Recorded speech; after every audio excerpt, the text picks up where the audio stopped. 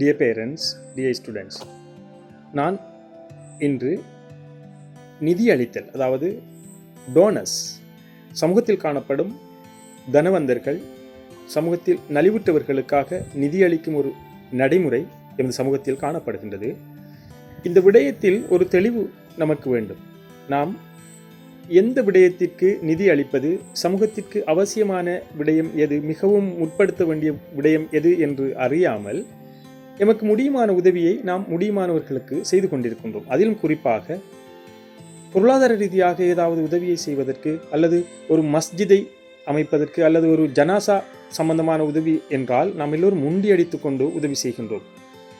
ஆனால் அதே போல் கல்வித்துறை சம்பந்தமான, கல்வியில் ஒரு மாணவன் நலிவுற்று நல்ல கெட்டித்தனமாக கற்றுக்கொள்ளக்கூடிய ஒரு மாணவன் பொருளாதாரத்திலே நலிவுற்று இருக்கின்ற போது அவனுக்கு உதவி செய்வதற்கு நாம் முன் வருவது, அதை ஒரு தனிப்பட்ட உதவியாக கருதுகின்றோம். அந்த மாணவன் சில நேரம் எதிர்காலத்திலே ஒரு சிறந்த ஒரு சமூக சேவையாளராக, ஒரு சிறந்த ஒரு வைத்தியராக, பொறியியலாளராக, ஒரு சமூகத்திற்கு உதவி செய்யக்கூடிய ஒரு கணக்காய்வு துறை வல்லுநராக, ஒரு பல்கலைக்கழக பேராசிரியராக வருவதற்கு வாய்ப்பு இருந்தும் அவன் சில நேரம் பொருளாதார உதவிகள் குறைவு காரணமாக நலிவுற்று காணப்படுவான். ஆனால் அவனை நாம் கண்டுகொள்வதிலும் பார்க்க, அல்லது குறித்த ஒரு சமூகத்தில் காணப்படும் ஒரு பாடசாலைக்கு உதவி அளித்தல் என்ற விடயத்திலும் பார்க்க, பள்ளிவாசல்கள், ஜனாசா போன்ற விடயங்களுக்கு அதிகமாக நாம் உதவி செய்வோம். அதே போல் ஒரு ஏழை என்ற ஒரு உண்மையில் ஏழை என்று நாம் அடையாளப்படுத்தி இருந்தாலும் அவர் ஏழை இல்லாமல் இருக்கக்கூடிய நிலைமையில் கூட நாம் அதற்காக உதவி செய்வோம்.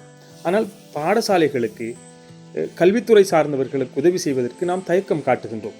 இந்த விடயத்தில் நாம் தெளிவு பெற வேண்டும். உண்மையில் நாம் உதவி செய்ய வேண்டிய, உண்மையில் நாம் பொருளாதார ரீதியாக தூக்கிவிட வேண்டிய, உயர்த்திவிட வேண்டிய, உண்மையில் இந்த சமூகம் வல்னரபிளாக காணப்படும் துறை பொருளாதாரம் அல்ல, கல்வி. கல்வித்துறையில் காணப்படும் இந்த வல்னரபிள் நிலையை, இந்த நலிவுற்ற நிலையை இந்த பிரதேசத்தில் எமது பிரதேசத்தில் இருந்து நாம் எம்பவர் பண்ண வேண்டியதுக்காகத்தான் அதிகமான நிதி அளித்தல்களை நாம் செய்ய வேண்டும். அதற்காக நாம் உந்தப்பட வேண்டும். நாம் எந்த நேரத்தில் நிதி உதவி செய்கின்ற போதும் நாம் யோசித்து நாம் ஒரு சிறந்த முடிவை எடுக்க வேண்டும். எமது பிரதேசத்தில் காணப்படும், இந்த தேசத்தில் காணப்படும் எங்கிருந்து நிதி அளிப்பு செய்தாலும், உதவி செய்தாலும் அது கல்வி ரீதியான உதவியாக இருப்பது சமூகத்திற்கு மிகவும் அனுகூலமாகவும், எதிர்காலத்தில் எமது சமூகம் முன்னே வருவதற்கு மிகவும் உந்து சக்தியாகவும் அமையும். எனவே கல்வித்துறையில் பல்வேறு விதமான உதவிகளை அளிக்கலாம். இன்றைய காலத்தில் ஒரு மாணவனுக்கு ஒரு டெப், அவன் ஜூமிலே கல்வி கற்பதற்கு டெப் வசதியை செய்து கொடுக்கலாம். அவனுக்கு கல்வி வகுப்புகளை, அதாவது உயர்தரம் கற்கின்ற போது அவனுக்கு டியூஷன் செல்வதற்குரிய ஒரு செலவை நாம் பொறுப்பெடுக்கலாம்.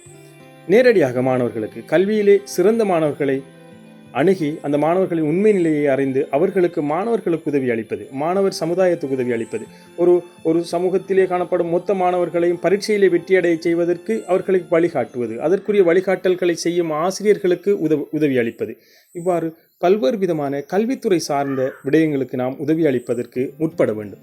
எமது உதவிகள் அது நீண்ட கால உதவியாகவும், லைஃப் லாங் உதவியாகவும், சமூகத்திற்கு பல்வேறு விதத்திலும் பயனளிக்கக்கூடியதாகவும் இருக்க வேண்டும் என்றால் அந்த உதவிகள் கல்வித்துறை சார்ந்த உதவிகளாக இருக்கின்ற போது அது சமூகத்திற்கு மிக பலமாகவும் நீண்ட ஒரு அனுகூலத்தையும் ஏற்படுத்தும் என்பதை நாம் கருத்தில் கொள்ள வேண்டும். எனவே நாம் உதவி அளிக்கின்ற போது பாடசாலை சார் சமூகம், கல்வித்துறையில் உள்ளவர்கள், வைத்தியத்துறையிலே கல்வி கற்பவர்கள், பொருளாதார நலிவுற்ற மாணவர்களை அறிந்து அவர்களுக்காக உதவி அளிக்கும் வேலை திட்டம் ஒன்றை நாம் எல்லோரும் செய்வது இந்த சமூகத்திற்கு சிறந்த பலனை தரும் என்ற நம்பிக்கையில் உங்களுக்கு இந்த ஆலோசனையை வழங்குகின்றேன். அதாவது நான் சொல்ல வருவது, மஸ்ஜிதுகள், ஜனாசா போன்றவற்றுக்கு உதவி அளிப்பதில்லை என்றல்ல, நாம் அந்த விடயங்களுக்கு முக்கியத்துவம் கொடுத்து முண்டி அடித்து கொண்டு உதவி அளிப்பதை போல், அல்லது அதைவிட பன்மடங்கு உதவி அளிக்க வேண்டிய துறைதான் இந்த கல்வித்துறை.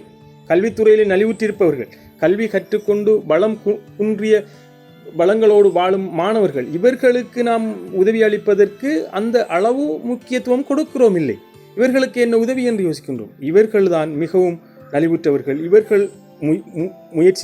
இவர்கள் முன்னே வருவதனூடாகத்தான் சமூகம் மேலே வரும் என்ற விடயத்தை தான் நான் இந்த விடயத்தில் சுட்டி காட்டுகின்றேன். அதற்காக நான் மஸ்ஜிதுகள், ஜனாசா போன்றவற்றுக்கு உதவி அளிக்க வேண்டாம் என்று நான் சொல்லவில்லை. அந்த வீதத்திலும் பார்க்க குறைந்த வீதத்தில் தான் இந்த கல்வித்துறையில் உள்ளவர்களுக்கு நிதி அளிக்கின்றோம். அதற்கு இன்னும் ஒரு காரணம், அரசாங்க பாடசாலைகள் பாடசாலைகளுக்கு உதவி அளிக்கின்றது என்ற காரணத்தினாலும் நாம் பாடசாலைகளை கண்டுகொள்வதில்லை. அதுவல்ல விடயம், ஒவ்வொரு பிரதேசத்திலும் உள்ள பாடசாலைகளின் உரிமையாளர்கள் அந்த பெற்றோர்.